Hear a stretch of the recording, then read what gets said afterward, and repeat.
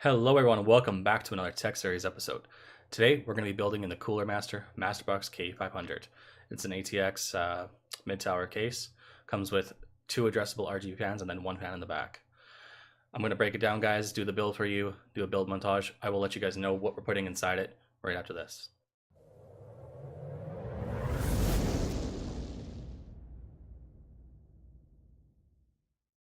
All right, let's dig into it. Before we break down the components, guys, I want to share something with you. I did a build for a customer, and as payment, he let me keep the old case that was there before. It's an open box Antec or open case theme, I guess. Look at this thing, guys. Isn't that strange? I don't know if my PC friends out there have ever seen anything like this, but it's called the Antec Design. I'm gonna use it as test bench, so I can do some tutorial videos for you guys. That was probably really loud. Sorry about that. And I think it's gonna look good, guys. We're gonna do like tutorial episodes. So if there's anything you guys want to see me do, leave a comment below. Let me know what you want to learn, what you want to, do. You want to learn about SATA connectors, things like that. Anything hard drive, any kind of swaps, I'll do it for you guys. Just let me know. Give me some content to do. That would be awesome. Yeah. So let's break down the components and talk about what we put into the K500. All right. For the CPU, we went with the 2600X Ryzen 5. It's a good CPU, guys. I haven't dealt with Ryzen yet, so I've always been a fanboy of Intel, but I don't really know why I've been a fanboy. It's just always been told to go Intel. But it's a six core, 12 threads, 4.2 gigahertz max boost. You can't go wrong. I think I paid like $250 for this, and it came with a free game. So I'm gonna try it out, guys. There's a new generation coming out soon here, so that's why I went with this. I wanted to see if I'm gonna like Ryzen, so we'll probably be purchasing the new CPU when it comes out. We went with a liquid cooler, guys, for the CPU. You guys know I like to overclock things, so you can't really overclock with the stock. You can, but not very much. I tried and then we crashed. You guys were here at the live stream, you know what happened. It's just went with the Master Liquid, that bad boy right there. It's got RGB fans on it. It's addressable. It's a 240 liter basic cooler. For the motherboard, we went with the Asus TUF B4500M. It's got a RGB header on it, guys, and multiple case fans. That's why I went with it. For the memory, we went with the T-Force Delta RGB. I've never dealt with RGB RAM before, and I'm happy I went with it, guys. It's really nice. It's Aura synced. It's beautiful. You guys will see. For hard drive space or storage, we went with a Toshiba M.2, guys. Just for the operating system, it's a 256 gigabyte one. I'm reading from my list here, so that's why I'm looking this way. Went with an SSD just for games, guys, just a 500 gigabyte. For now, we're going to be upgrading that to another 500 gig probably. This will just store some games on it. I don't know, maybe Steam. For the extra storage space for videos, went with a 2 terabyte Seagate Barracuda 7200 RPM. Just basic hard drive, guys. That's what we got for storage. For the GPU, guys, we went with the Zotac GeForce GTX 1070 Ti Amp Extreme Edition. This card is huge, guys. It's 13 inches. When I say big, I had an Asus Strix before, and it's about 1.5 inches bigger than that one was.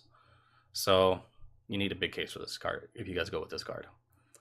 It's beautiful, though. It's got RGB lighting on the bottom, push the limit RGB on the top. It's really nice, guys. It actually looks really good with the Asus TUF motherboard because it's got a yellow stripe on it, matching the yellow on the Asus TUF. So I'm happy I went with it, guys. It's big though. We're actually going to be using a little pop figure to hold it up because there is some sag on it, and you don't want a GPU sag. And obviously for the case, we went with the Cooler Master Masterbox K500. The reason why I went with this, guys, is it had nice fans on it. It looked really cool in the front. I really liked the way it looked, and it came with 3 fans as well. You can't beat that. I think I paid like $80 for it. So $80. It's a decent case. It's got a tempered glass side panel, removable filters. We'll break it down, guys. I'm gonna do a review of the case in a separate video. So for people who just want to see the case and want to see what it's about, I'll do that as well for you. So if you want to see that, I will look next week. I think we'll drop a video. Power supply went with the EVGA BQ 8500 watt 80 plus bronze edition. It's semi-modular, which we're going to be modding it out, guys, soon here as well. Look forward to seeing that. But yeah, let's get down, guys, to it. Let's do the montage, and I will see you guys at the end of the video.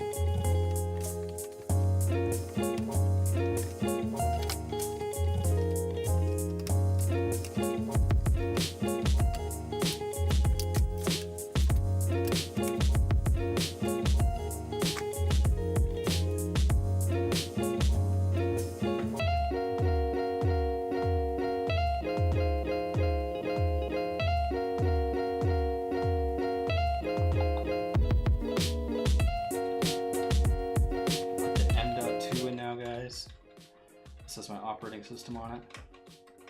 Just faster boot times. Same thing as an SSD.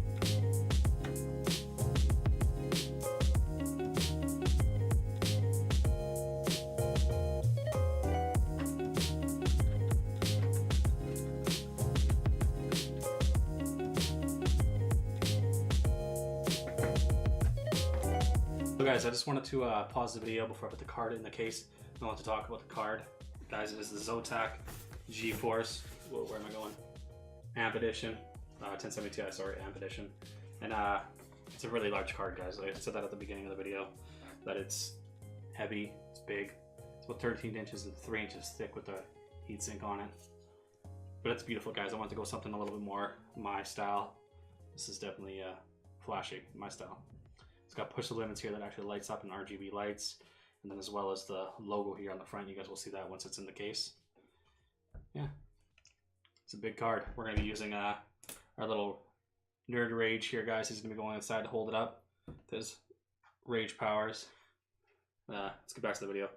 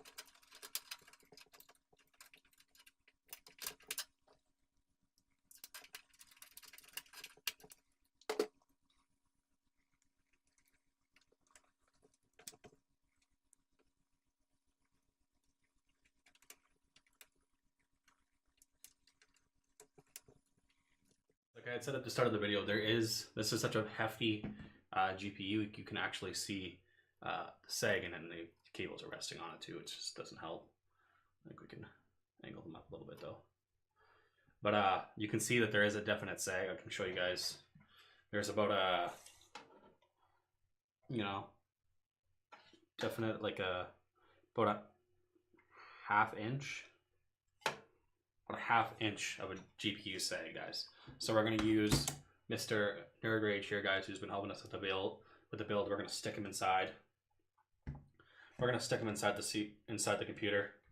Give him a nice little view. You can watch us while we game, you know, guys.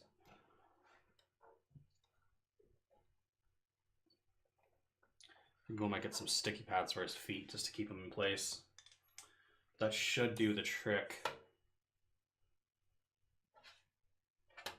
It's a little tiny bit higher, maybe like just a hair higher on the side, but that's better than GPU sag. You don't want that, guys. It will cause a lot of damage to the motherboard. But I think we're gonna get some sticky pads for his feet just to keep him in place. Yeah, guys, he's gonna live inside the computer. He's gonna protect it for us. Just a few cable management things, guys, to go through. I will show you guys how. Okay, guys, so I am all finished up with the PC now. This is the back.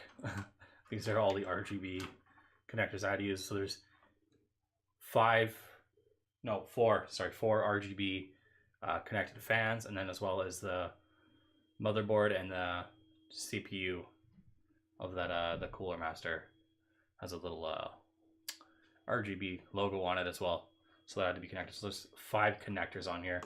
I had to use 2 different connecting pins. There's like 2 sets of them. So this is a mess, guys. I'm going to clean this all up, put it all together, separate the fans from the RGBs just in case I have to come in and clean it up later or take something out and replace it, just so it doesn't, so we don't have to take everything out. It'll all be like separated in these little connectors here. This case actually has quite a bit of them. This is obviously the power supply, and this is the CPU power supply. And yeah, that's about it, guys. Everything went really good. We're just gonna get this all connected here, guys, and I'll be right back.